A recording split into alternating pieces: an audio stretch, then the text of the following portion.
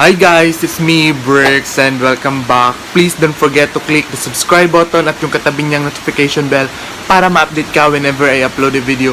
So, ayan guys, it's been a while since hindi ako nakapag-vlog, and ngayon ako nakapag-vlog. And timing kasi, malakas ang ulan, and hindi ko alam kung anong mangyayari, pero ipapakita ko sa inyo yung baha guys. Binaha kami dito. Hindi naman kami napasok kasi nasa mataas na parte kami ng ng lupa, and doon sa may sapa is malakas ang agos ng baha.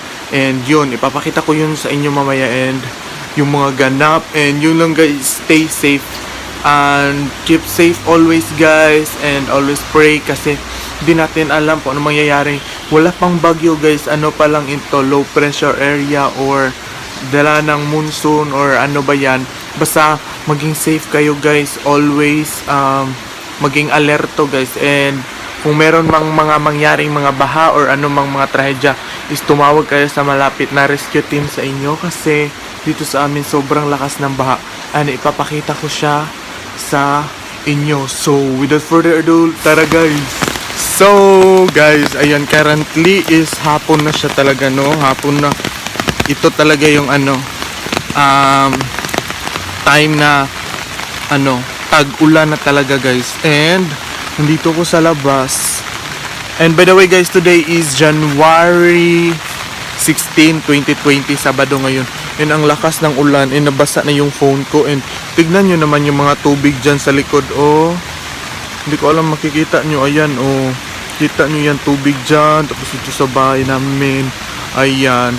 So papunta ako dun sa labas ng gate, kasi dun makikita yung sapa guys na sobrang lakas. And dyan sa mga people sa Mahayahay, Obaldo or kasi noong isang araw is binaha talaga guys. Talagang naglunop siya, no? Malapit na siyang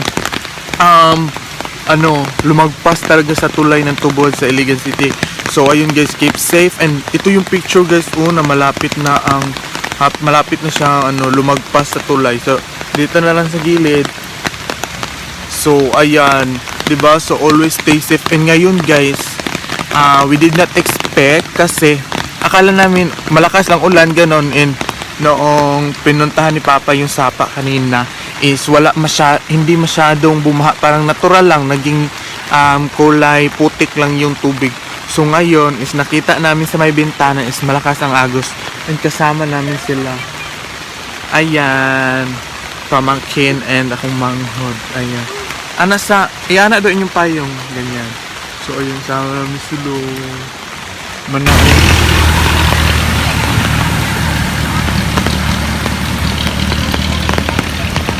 Ayun guys, hindi ko alam kung makikita nyo guys, pero nasa kalsada na ang tubig, tapos sa may kanal.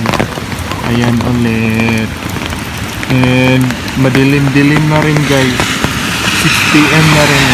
So ayan, buti na lang is humupa-hupa na yung tubig. So ayan, and ayan, so dyan tayo papunta sa may bahay na yan, kasi merong baha malakas. So ayun guys, nandito na kami sa ibabang parte ng lupa. So ayan ang sapa guys. Ayan, ang lakas ng tubig guys, ang agos. Sa mga malapit na sapa, mag-evacuate na kayo, kasi di natin alam po anong mangyayari. And ang lakas talaga ng agos ng tubig. And dito rin meron din dito. Ayan kulay putik na yung sapa. And hindi na kami pupunta dyan talaga, no, kasi we would not take risk of our lives. Tignan lang namin sa malayo. So ayun guys, get safe lang always. Ayan, always pray. And hindi ko alam kung ano pang tutunguhan nito, pero ayan, always pray lang. So guys, ayun lang ang ating video for today. Pinakita ko lang sa inyo yung nangyari ngayon. So sa nangyari ngayon, sa mga ganap is sana maging safe kayo. And ayun, And sana ano pa, mawala na yung mga ganitong bagay na nangyayari. And also, always stay safe, always your mask and facial kung lalakad kayo kasi meron pa rin pandemic kahit merong trahedya. Don't forget to keep safe, stay safe, ganon. So, dito ko na yung aking video. Please don't forget to click the subscribe button at yung katabi niyang notification bell para ma-update ka whenever I upload the video. And i-follow mo na rin ako sa mga social media accounts down in the description box. And so, yun lang guys. Thank you so much for watching. This is Brix Tiguman. Annyeong! Bye!